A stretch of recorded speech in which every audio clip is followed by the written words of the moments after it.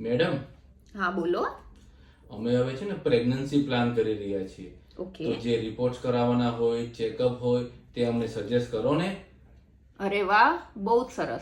તમે થોડીક વાર વેઇટ કરો, પછી તમારું અને તમારી વાઈફના થોડા રિપોર્ટ્સ છે, ચેકઅપ છે, કાઉન્સિલિંગ છે, આપણે બધું જ કરી લઈએ.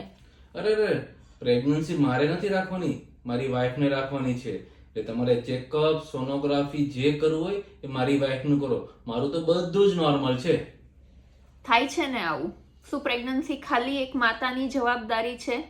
પિતા તરીકેની જવાબદારી ક્યારથી શરૂ થાય છે? બાળક સ્કૂલે જાય ત્યારે?